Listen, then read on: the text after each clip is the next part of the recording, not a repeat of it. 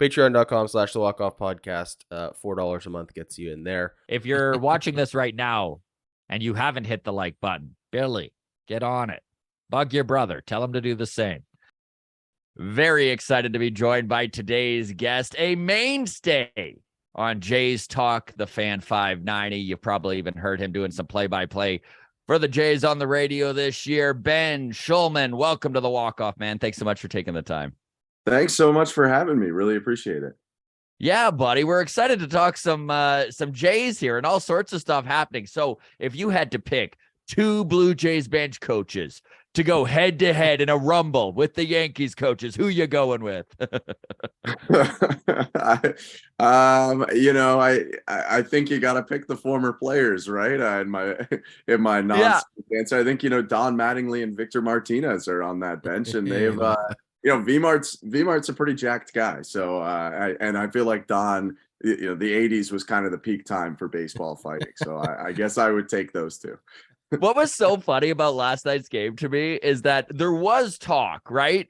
Amongst, we heard it from Caleb Joseph on the broadcast last night. We heard Buck Martinez talk about it, that maybe some retribution was needed for the Yankees getting busted, stealing signs, or whatever they were doing with those sideways eyes they had going on, right? Nothing was done. But what it did feel like the Jays decided to do was, rather than throw at Judge, they were like, we are going to be incredibly petty, though, and make you wish that we had not, you had not been busted stealing signs. Now get to your assigned areas. Have you ever seen anything like that? I've never seen coaches being enforced to go to their little boxes. Yeah, I haven't seen it much either. And obviously, like you said, it's probably more about larger things than it really is about positioning of base coaches. Yesterday, Aaron Boone at one point was complaining about Luis Rivera, who wasn't in the third base coach's box. So I think, in most baseball games these days, you're not seeing the coaches in their boxes. But as you said, it obviously comes down to finding some response. I think it seemed like the Blue Jays felt they needed to what they felt went wrong. It was hilarious. Like the amount of drama that unrolled throughout that game that had nothing to do with baseball was it honestly, man, it was cracking me up. Like the fact they caught John Schneider on camera, possibly calling Aaron Boone fat boy. And I know afterwards he says, I was saying frat boy. I was frat boy. It kind of felt like like it was a series between middle schoolers by the end of things, right? It's like, God, Mom, you always mishear me. I said frat boy. I have to say, I believe Schneider because Aaron Boone is in great shape and kind of has always been. So it would not be an easy guy to call fat. Rich coming from John Schneider too. So I'll be honest, man, this series is feeling like a bit of a powder keg ready to go off here. And I mean, the Yankees, long before the trash can banging, they were fined and slapped on the wrist for stealing signs electronically. We all know about the Spider Tack and Garrett Cole, the Goldilocks balls. The Jays obviously busted the Yankees stealing signs. I don't think it was done illegally. I think that was chalk it up to baseball sign stealing there. Then we watched Domingo Germán get busted for sticky stuff and booted from the game.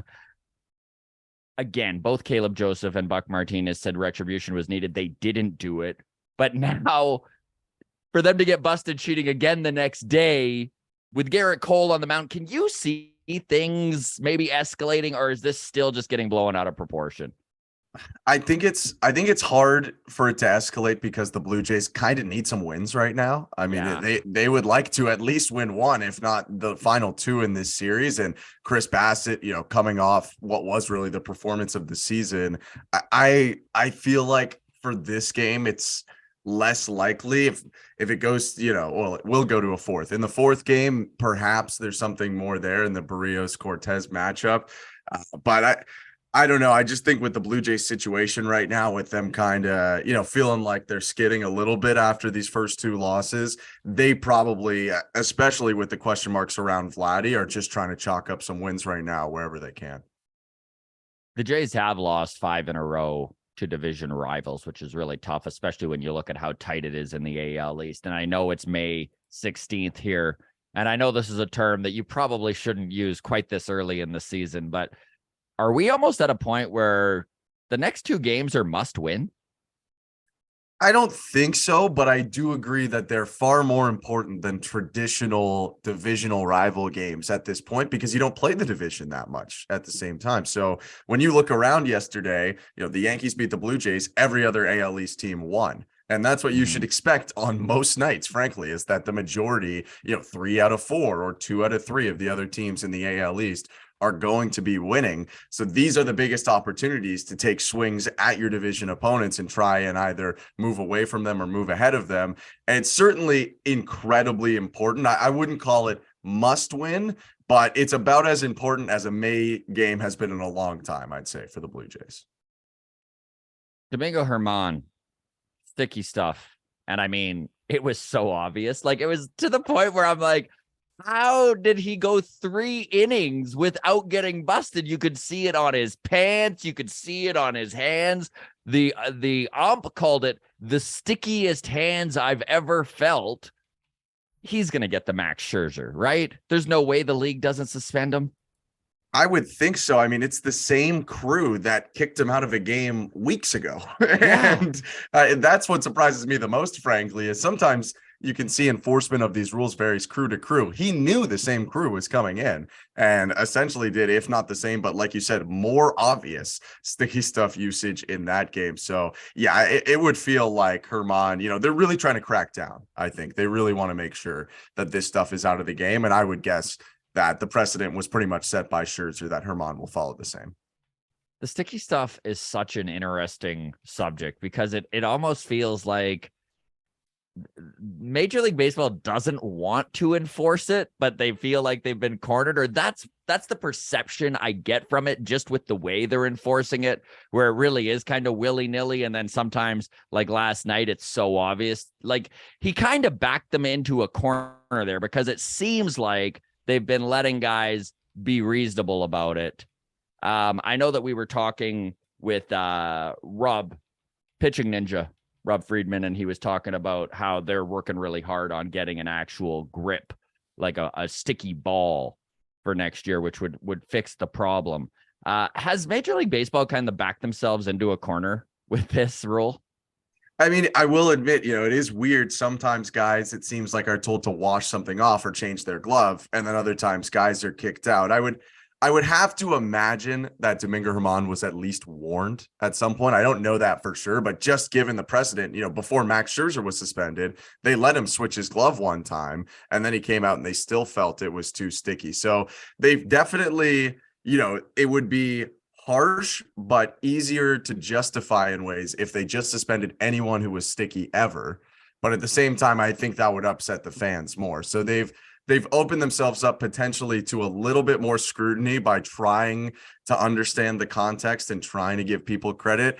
And yeah, it certainly makes it a little bit flimsier. I still think for the most part, they've done a pretty good job. And yeah, the eventual solution, a lot of guys talk about like the KBO and how the ball over in Southeast Asia is much tackier and easier to throw than the Major League Baseball. So perhaps, researching with some of the officials over there and getting some information from them could help Major League Baseball going forward. So, Ben, I don't even really want to get into this, but it is a subject that we probably should touch on. Alec Manoa. And if anyone knew what was wrong, obviously he would already be on the path to fixing it. I know that yesterday on Blair and Barker, they were talking about the fact that, if sending him down might need to be the thing that gets him right, but they don't. I mean, obviously there's not a lot of options in AAA to bring up to let him go down there and give him some time, right? Like, no one wants to see Casey Lawrence or Tommy Hatch in this starting rotation. They mentioned maybe letting Danny Jansen catch him. That seems like probably the easiest option left to give a try to. Would you be on board with maybe switching up the battery mates there? Or do you think it even matters? I do kind of fall on the side that I'm not so sure that it matters. I mean, Danny Jansen is a good game caller, don't get me wrong, but Alejandro Kirk's been calling games for Chris Bassett except except for the first game of the season that Denny Jansen called when he got bombed. Mm-hmm. So I don't, in my personal opinion, I don't see the gap as big as I think the majority of people do between the two. I wouldn't be against it because I just think at this point, mixing something up, even if it's not that big of a change, might not be the worst idea. Like I do see that side of it is just, hey, let's try something different. Give him literally just a new glove to look at, a new guy to talk with, and just see what works out. But a year and a half of Alec Manoa, the reason he kind of is what he is mostly pitching to Alejandro Kirk. I mean, last year he had nearly won a Cy Young with Alejandro Kirk. So I'm not against it. I would just caution towards that being like a major point. I think, there's still some of the mechanical stuff and the fact that his slider just isn't being located right now the way that it was. I mean, it really showed up. It showed up a lot this year, but it really showed up obviously in the start against the Yankees where he walked 7 guys. That's just not the guy that we're used to seeing. We're used to seeing someone who can throw the ball in the zone with ease, frankly. Even when he was missing his spots, it was most of the time in the zone last year. And right now it just seems like he doesn't have it. The walks is the big red flag, in my opinion, as well. And I'm kind of with you there, Ben, that I really don't think it's the game calling of Alejandro Kirk. And I don't think anyone within the Blue Jays organization does. I think that if they do switch it up, it's like you said, they're throwing sand at a wall at this point, right? And hoping something sticks. When it comes to Manoa, do you think the fact that he hasn't struggled before is maybe throwing him off a little bit more? It's just one extra thing to deal with. I mean, I think it's definitely, the hardest the first time that you go through something like this. He does, if you go way back in time, he did struggle for more than a year at West Virginia when he first got there. And it was an interesting time for him. And he goes to the Cape Cod Baseball League, works with Dennis Cook, who was a Mets reliever, a Marlins reliever, Phillies reliever, some other places. He was the pitching coach there. And he teaches Manoa the slider, and all of a sudden it unlocks this monster of a guy. So I do think, he can think back to stuff like that and try and overcome it using that. But at the same time, he's never struggled and had to go up against, the New York Yankees when he's trying to work through his stuff, or the Philadelphia Phillies and Bryce Harper and all those guys. So it's the first time something's gone wrong. I do think that it's the hardest one to get through. I think, if you think back in Blue Jays history, like the first time Roy Halladay struggled, it nearly destroyed his career. I'm not saying that similar thing would happen to Alec Manoa, but I think the first time you go through anything like this, it's going to be the hardest. But if he can get through something like this, which I mean, I'm sure, there's a lot of years left on his contract and a lot of really good baseball that he's already played. I'm sure he can get through this. And once he does, it could be scary coming up, but certainly it's not, the 30 for 30 or the documentary time of Alec Manoa's career right now. He's kind of working through the roughest patch he's ever had.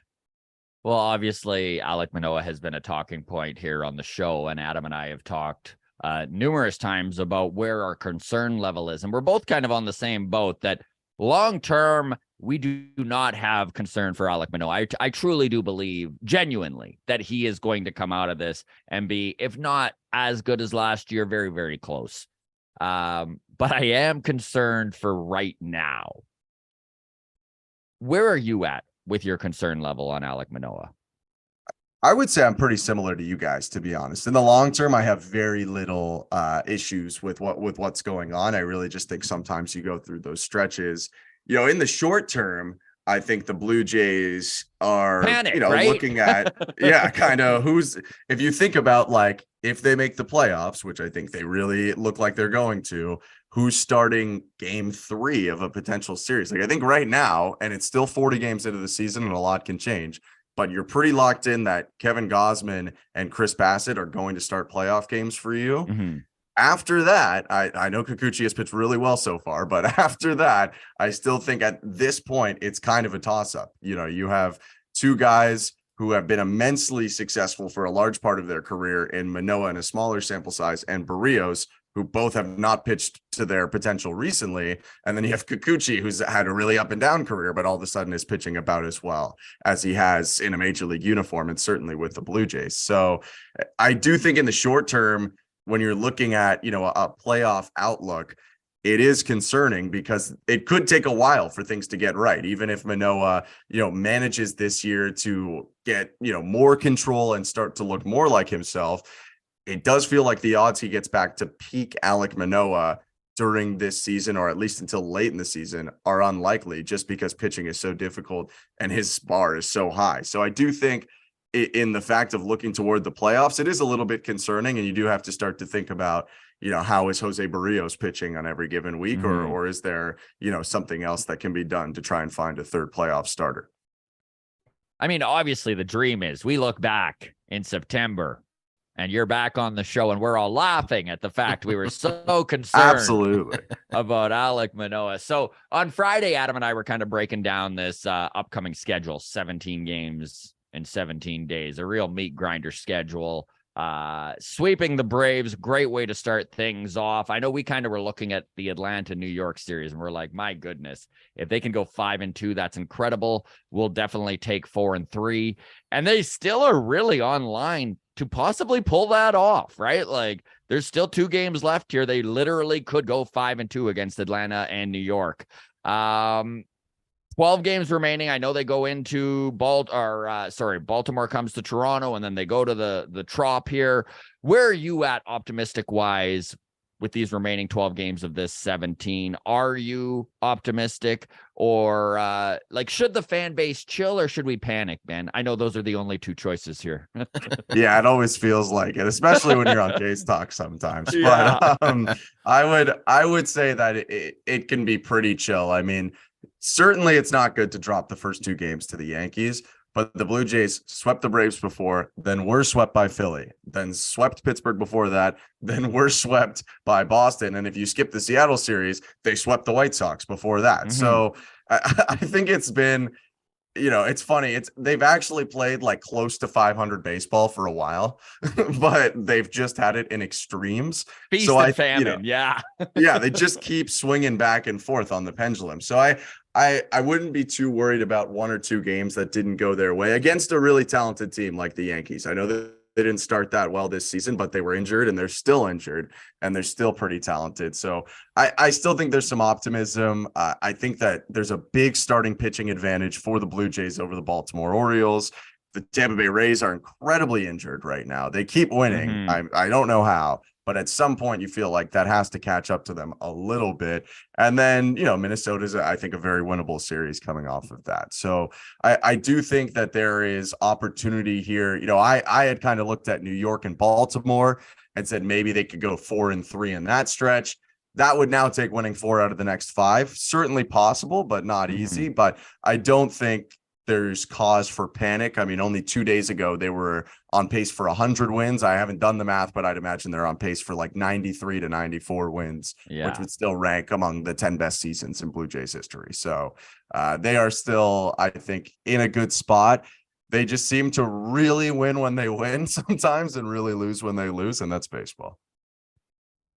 Ben, curious what your thoughts are on the Orioles, because you brought something up there that I've kind of been saying all along, which is Baltimore is going to be a thorn in the side of AL East teams for many years to come. I love what they have done, but I do not believe in this starting pitching. I do think Baltimore will regress, and I do think that they will wind up finishing bottom 2, maybe even last in the AL East, which still could be a very good record. What are your thoughts on the Baltimore Orioles? Can they sustain what they are doing right now?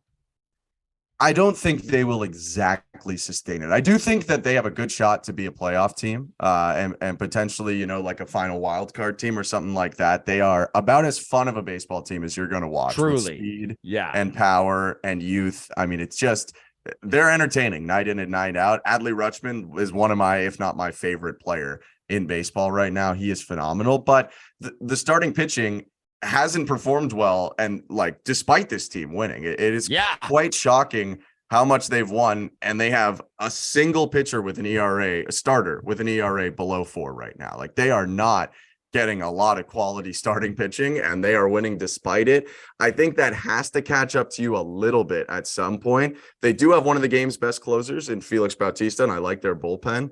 But starting pitching is kind of the name of the game a lot of the time. I mean, momentum is only as good as your next day's starting pitcher. Everyone wins most of the time when their starting pitchers throw quality starts and lose when they don't. So I do think eventually this catches up to them. But for now, I mean, they are definitely a pesky team, an annoying team. I think for some of the high budget AL East teams that are spending a lot, these guys are drafted and developed right now, and they're looking really good. Yeah, it is annoying is the perfect term for the Baltimore Orioles. It is funny. I love how you kept saying that because, I mean, I've watched enough baseball, too, throughout my life that whenever I see shabby starting pitching, I'm like, this can't last. But it keeps lasting. And, I mean, I was yelling this about the Baltimore Orioles last year, and they managed to, like really, in my opinion, shoot past what they probably should have with the starting pitching they had. And I see the same thing this year, but who knows, man? Like, they really have been so good. And like you said, winning in spite of bad starting pitching. So need to wait and see. It will be interesting to see the Blue Jays and the Orioles next series here. First time that the Jays are facing Baltimore this year.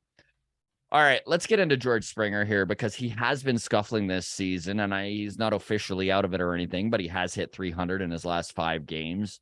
Obviously, over whatever the bug that was ailing him in Pennsylvania, thank goodness, because I was at those series in Pennsylvania, and he was dying out in the outfield, dude. Like, they weren't catching it on camera, but he was literally like in the fetal position half the time when the play wasn't happening. So it's good to see him at least feeling somewhat human. If Springer starts firing on all cylinders, obviously that's good news for this team, but it's also seems like it would be very good news for Bo Bichette, who can he get any hotter? Like, I really don't think it's possible. I mean, Bo Bichette is one of the guys, not recently, because it's impossible, that receives sometimes like the most flack, I would say, online and in other spaces from fans. And he might receive MVP votes this season, like very easily could receive MVP votes this season. And I think it's great news for Bo Bichette because he's already formed an unlikely pairing of like Kevin Kiermaier gets on and Bo Bichette knocks him in.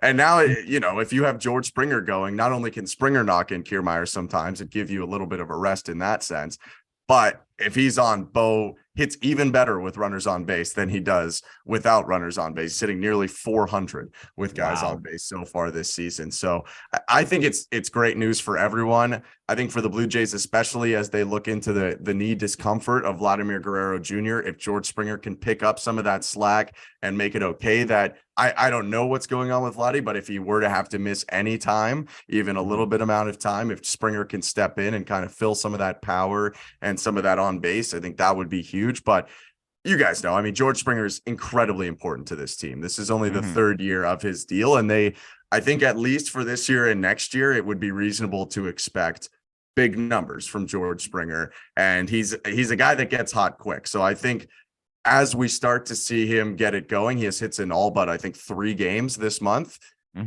It can really kind of snowball into a massive, massive run where he becomes a guy who hits, 7 homers in 14 games or has 9 doubles in 2 series stretch. And you're wondering, how does anyone get this guy out right now? So I think it's a great sign for the Blue Jays that coming off of that sickness and off of, kind of an early season slump, it does start to look like Springer is stringing together consistently strong at-bats.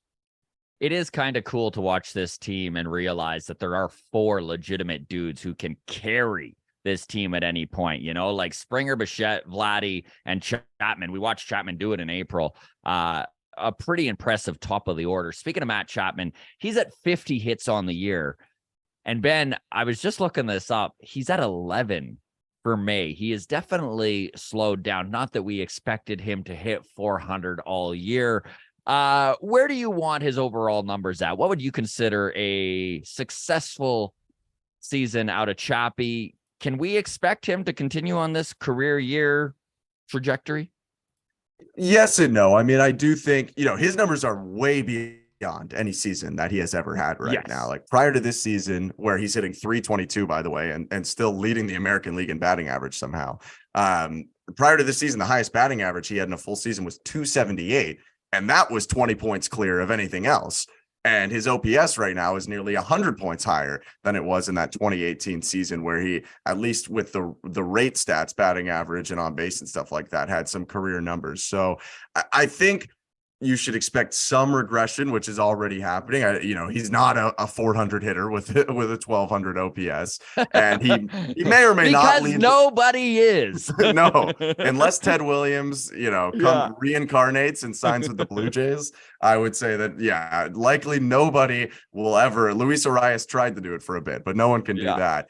But I do think, at this point, to expect career numbers out of Chapman isn't that crazy, because he just kind of has to hit mediocre for the rest of the season, frankly, if you just look at the math, for him to stay above his career high 278 average and 864 OPS. I think, for the Blue Jays, if he can stay in the high 200s, keep that OPS in the high 800s to low 900s, with the fact that, despite a recent error or two, he's still just about the class of defensive third baseman in all of baseball. I think it is reasonable to expect that. And for the Blue Jays, in a walk year for Chapman, I think they hope to squeeze everything they can out of him, because there's no guarantee that he's north of the border next season.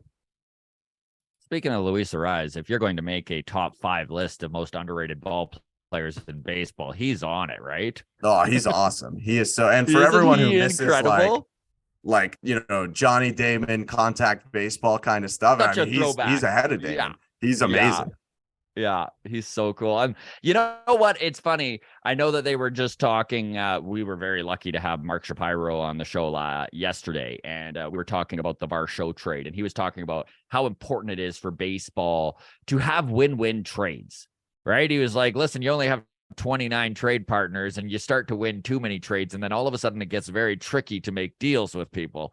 He was, of course, referring to the Varsho and Moreno trade with Arizona, but Pablo Lopez and Luis Arias fits into that beautifully, because my goodness, what a great trade for both teams. No, seriously. I mean, it exactly addressed what both teams needed. Miami, way too many pitchers, no hitting. Minnesota, forever, it feels like, has had bats and just signs patchwork veterans. There's no continuity. Like they signed Jay Happ long after he was a Blue Jay. And can we get anything out of Kenta Maeda? Yeah. Yeah. Like Michael Pineda was pitching for Minnesota and stuff like that. So, I think, speaking of Domingo Germán yesterday, Michael Pineda, kind of a trailblazer in the obvious sticky stuff field. But I think it is hugely important to have win-win trades. I mean, at the end of the day, most general managers feel like they've won a trade when they come out of it. And like Mark said, if you're ripping people off per se too often, then they're going to get suspicious that something they don't, and they're not going to end up trading with you as much. And Dalton Varsho, I think we're seeing, although he got off to a slow start with the bat, made 2 plays in left field yesterday that were frankly phenomenal. He brings so much to this team, and such a different feel than they had in the outfield last year. Yes, Gabriel Moreno's having a phenomenal start to the season, and it's great for him. But I think the Blue Jays saw that they had 2 catchers they were comfortable with, and decided that they were more needing in left field. Yeah, we might not get another third baseman out of Oakland, eh? if they're farming someone up there, the Blue Jays got to look into it. I'll tell you that. So Cavan Biggio and his .138 batting average in the lineup again yesterday, playing right field. Nathan Lucas just isn't going to get a chance, right? It's May 16th. He's obviously relegated to that 26th man, but stuck on the bench. Yeah, I think I think he and everyone is clear kind of on his role as a bit more defensive replace, pinch late run, be in those spots. Yeah, and he has options. So there's the potential to swap him for a Jordan Luplow if you want to. They did that once earlier in the year. Spencer Horwitz is hitting really well for Buffalo. So I mean, he a little bit is log jammed by the fact that he's mostly a first baseman, as far as I'm aware, with a little bit of outfield, left field and stuff like that. But I do think right now the hierarchy puts kind of Biggio and Espinal in a similar standing. I mean, both have similarly not produced a ton at the plate so far this season, and then has Lucas or whoever they want to swap with it at a 26th spot. I mean, I think most major league teams would be lying if they said they would like 14 pitchers over having that other guy on the bench. But if you're going to have someone, pick someone who's fast, can play center field, and plays really good defense. And I totally understand that. How long do we need to watch Cavan Biggio And we can even throw Espinal in that talk too, although I do believe I do have a lot more faith in Espinal, not just defensively, but also that his bat can get going to a middle of the road. That's all we need out of these guys, is if they can hit 220 and take an odd walk. Neither of them have been doing that. How long do we need to go with this? Like, is there, I understand why Nathan Lucas is there, but I'm also at a point, like, could he be worse than Biggio at the plate? Like, at what point is it worth giving a go to a guy like Spencer Horowitz, who is completely tearing up AAA currently?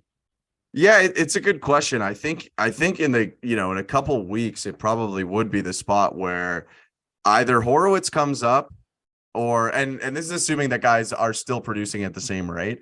Either Horowitz or a replaceable comes up, or if that doesn't happen, I would start to think that, hey, they're probably looking in the trade market just for kind of like a utility guy. I think it was 2016. They traded for Chad Pennington. They've made some other trades like that in the past, not blockbuster stuff, but I think they want a lefty bat off the bench, ideally, which right now still is Biggio, with Belt sometimes being there, but he's a little bit more of an everyday guy.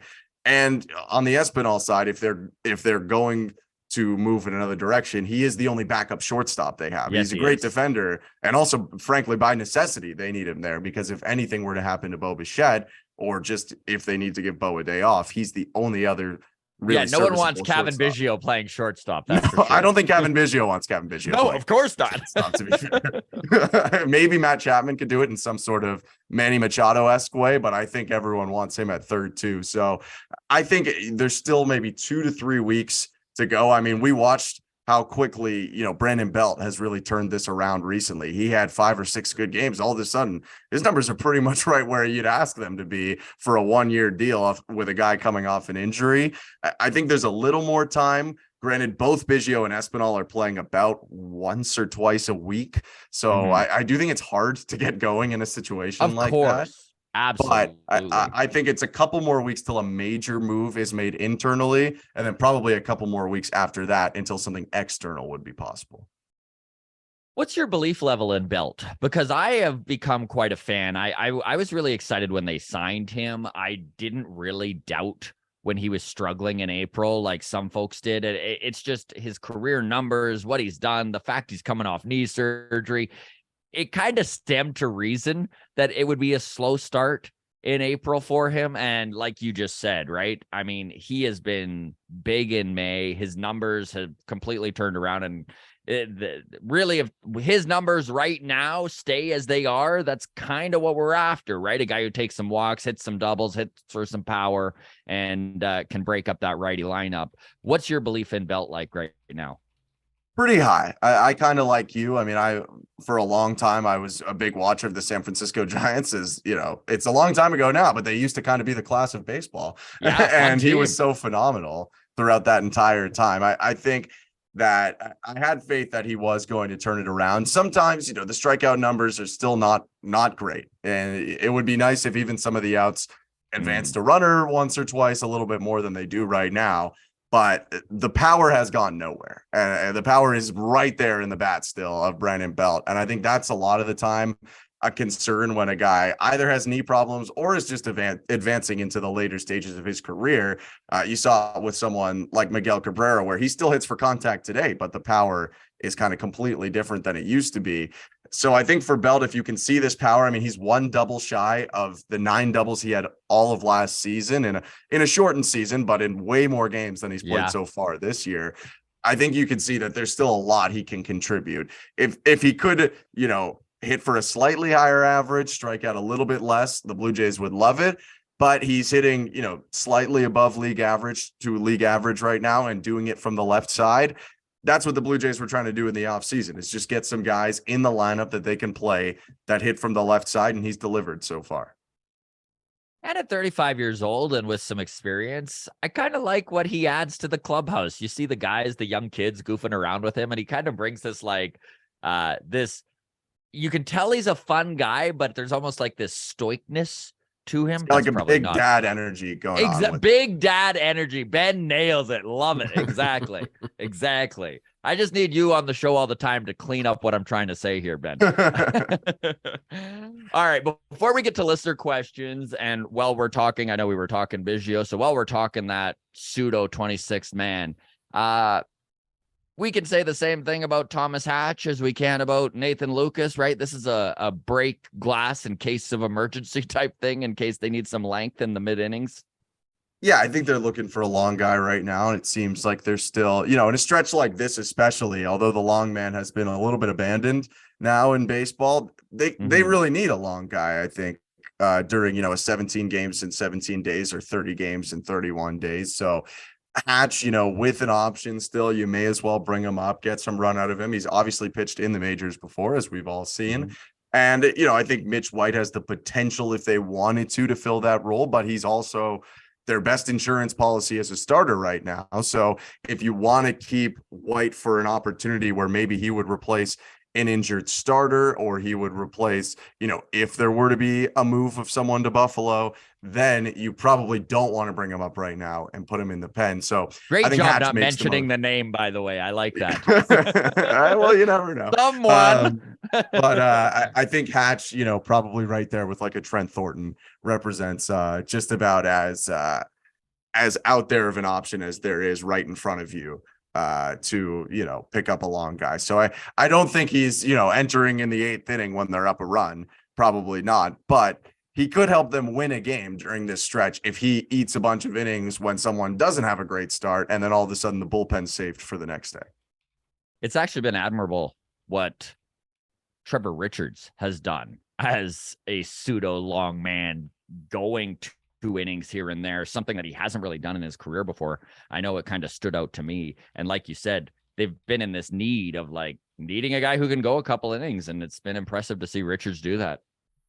Yeah, he's been phenomenal. And I mean, his changeup has looked incredible this season, like much better than it had previously. And you wonder, with a true long man, if he can get some more 1-inning appearances where he can kind of just unload and throw that changeup hard. If that's, he's throwing it slower, but if it still breaks as much, if he can throw it even harder, I mean, he could be absolutely nasty. A guy that, the Blue Jays did trade for at one point to pitch in a leverage spot. Now, they've brought in some other guys, and you're right. He's found a big way to still contribute to this team, I think, without having to pitch in the 7th or 8th all the time.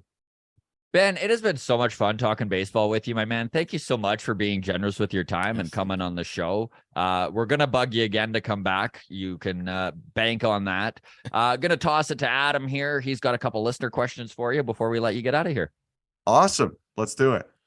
Okay, so we're just touching on the bullpen, so we'll start with this one from Michelle. She says, Nate Pearson, has he done enough to keep his job in the bullpen? And if so, who in the bullpen should be the sweatiest from their hot seat? I think at least for now, he's done enough. I mean, it's in the bullpen, your job security is not great for most guys, pretty much unless you're a closer, and even closers lose their jobs sometimes. But I would say he's definitely done enough for now. I think he's turned some heads, and I would say he's not getting sweaty right now because he's on the IL, but Nate Pearson and Zach Pop feel like they're in a bit of competition for this spot right now. They were in spring, and Pop won that competition. Now Pop unfortunately got injured, but he had been hit a bit before he got injured. And I do wonder if Pearson benefits from that fact that now he's gotten a lot of time to go out and pitch, and has pitched pretty well. I don't think either of them are necessarily on the major league roster for the rest of the season. Pearson has options. You can send him back down to Buffalo when you want to without getting your hands that dirty. But I think as of right now, he's probably leapfrogged Pop for a little bit. What are your thoughts on Anthony Bass? Is he here for the long haul? It's an interesting question. I mean, he has turned out some of his better performances recently. They did make a mechanical adjustment. And last season, he was dominant for the Blue Jays. I mean, he finished with an ERA about 1.5, and I think it was even better in a Blue Jay uniform, if I'm not mistaken. So I think he has a little bit more runway to go. At the same time, though, I think everyone's clear with the situation. He's 35 going on 36. It's not like he's, a guy on a rookie contract that they're absolutely tied to. And if the Blue Jays add at the deadline and he's not pitching better by that time, significantly better, then yeah, they probably end up, moving him away or walking away from that. But I do think with the talent he's had in the past and with the resources they invested to go get him, I do think he still gets a little bit more runway for now. Okay, awesome. Next one comes from James, who says Yusei Kikuchi historically plays well in April and May, but is quite bad beyond that. Do you think things are different this year? So, for context for anyone listening, his career splits in the MLB for April and May, 3.99 ERA and a WHIP of 1.24. In June through October, an ERA of 5.61 and a WHIP of 1.54. So he's off to a great start this season as well. Yeah. Do you think this is sustainable? It's an interesting question because you go to 2021, he's good enough in the first half to be an all-star and bad enough in the second half that his ERA is closer to 5 than it is to 4. And then you look at last season, and some people have pointed out for all the excitement this year, I was after like 7 or 8 starts last year, he had a 3.38 ERA, something like that. He was dealing. Now, I do think it's a little people different. at pointing out numbers, eh? I do think it's a little different this year because I have this number for his first 7 starts. I forget it after the next one, but in his first 7 starts this year, he walked 8 guys. Last year in his first 7 starts, he walked 20 guys, and his ERAs were about the same. He was clearly getting lucky last year. Like, you can't walk that many guys and get away with it to a certain extent. So I do think it looks better this season. I'm not saying that Yusei Kikuchi, he led the staff in ERA for a while this year. That isn't the case. And I still think the expectation should be if his ERA is kind of low 4, high 3. I mean, he's your 5th starter at the end of the day. You shouldn't expect to get Cy Young performances. So it's more sustainable, but I would exercise some caution as mentioned by the listener question. As it stands right now, he has the fewest walks among anyone on our starting pitchers. So it's pretty good. I mean, he doesn't stretch out as much as some of the other guys, but he's clearly more locked in and confident. It's been impressive too that even when he has had a couple games where he got touched up and still managed to go 4 or 5 innings, which is different than last year. Because last year when he got touched up, the amount of times you'd see a 1.2 innings pitched on his thing was more than you'd care to see. So yeah, there are reasons to be positive there for sure. Okay, last one here, and we'll let you go. Comes from Donovan. Says June 26, 2022, the Seattle Mariners were 5 games below 500. That day, they rumbled with the Angels and then went 58-33 the rest of the way. Would the Blue Jays benefit from a fight with the Yankees the same way? Oh my goodness. I would say that I don't think fighting correlates. All right. Here. So I would say the Yankees have a lot of huge guys. Although he seems nice, I would not, want to beef in a dark alley with Aaron Judge anytime soon. So for the health and safety of the Blue Jays, I'm going to say no. They should not fight with the Yankees, but the passion might help them. Oh, the passion might help them in the long run. Right. That was my first thought too. When all the jawing at Judge started happening, I'm like, who on the Jays would even match up with this guy? Like, he's a behemoth out there. You'd have to convince Stanton to fight his own teammate or something. Yeah, I'm sure Josh Donaldson would throw a punch or two. That's true. That's true. Ben, thank you so much for your time, man. We really enjoyed this. All the best, and look forward to listening to you call some games and seeing you on Jays Talk, man. All the best. Thanks so much, guys. Really appreciated coming on. Had a great time and hope to be back soon. All right. Cheers.